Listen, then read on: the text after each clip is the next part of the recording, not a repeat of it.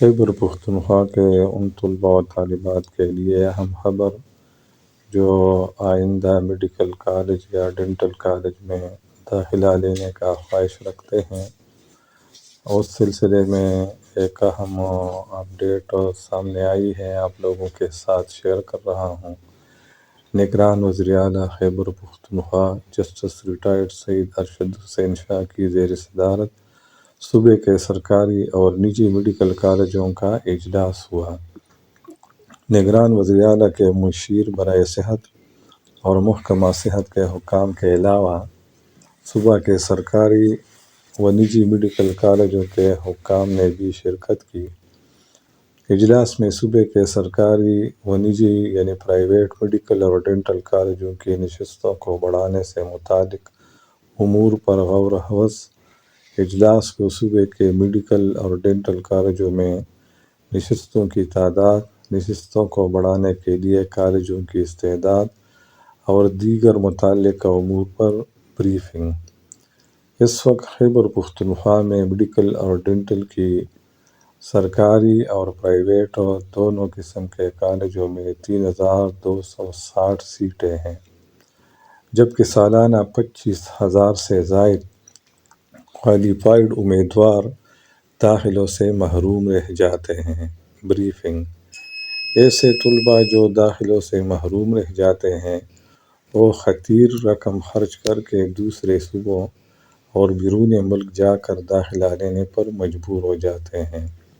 صوبے میں ڈاکٹروں، نرسز اور پیرامیڈکس کی موجودہ تعداد کو بڑھانے کی ضرورت ہے۔ بریفنگ۔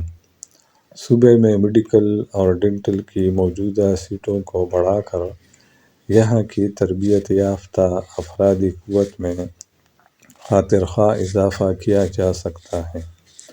موجودہ صورتحال کے پیش نظر صوبے میں میڈیکل کی سیٹوں کو بڑھانا وقت کی اشد ضرورت ہے۔ نگران وزیر اعلیٰ سید ارشد حسین شاہ PMDC نے خیبر پختونخوا کی میڈیکل کالجوں کو بڑھانے سے اصولی اتفاق کیا ہے۔ یہ ایک سنہرا موقع ہے جس سے استفادہ کرنے کی ضرورت ہے۔ وزیر اعلیٰ خیبر پختونخوا۔ اس سلسلے میں پرائیویٹ و سرکاری کالجز اپنی استعداد بڑھانے کے لیے ہنگامی بنیادوں پر اقدامات کریں۔ میڈیکل اور ڈینٹل کی سیٹوں میں اضافے کے ساتھ ساتھ PMDC کے معیار اور تعلیمی معیار پر کوئی سمجھوتہ نہیں ہونا چاہیے۔ نگران وزیر اعلیٰ سید ارشد حسین شاہ۔ اجلاس کے شرکاء کی صوبے میں میڈیکل اور ڈینٹل کالجوں کی نشستوں کو بڑھانے کے لیے وزیر اعلیٰ کی کاوشوں کی تعریف۔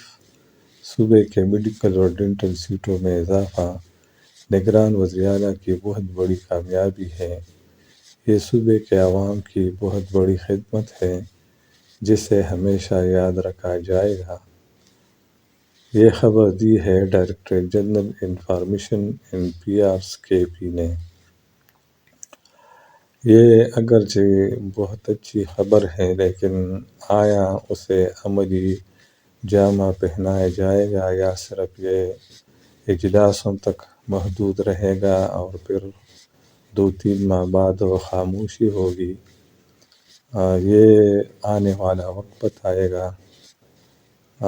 اس سے پہلے جو صوبے کی صورتحال ہے وہ ہمارے سامنے ہے کہ تیمرگرہ میڈیکل کالج جو 2014 میں تیار ہوا ہے اور 2014 سے 2024 تک بات آ گئی، لیکن ایک بھی حکومت نے اس کالج کو شروع نہیں کیا۔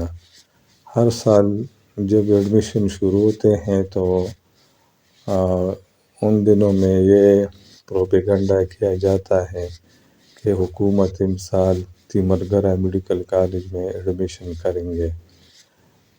جس طرح امسال بھی یہ پروپیگنڈا کیا گیا تھا، لیکن اب بھی تیمرگرہ میڈیکل کالج ویسے کا ویسا ہے، یعنی اس میں ایڈمیشن نہیں کیے گئے۔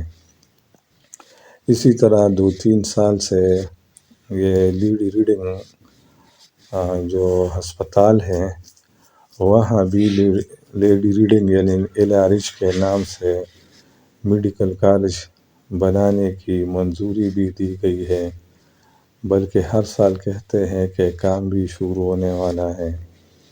اس سال بھی یہ کہا گیا تھا، لیکن تاحال ان کو عملی جامہ نہیں پہنایا گیا ہے۔ مطلب میرا یہ ہے کہ جو پہلے سے تیار کالجز ہیں وہ تو کم از کم شروع کریں۔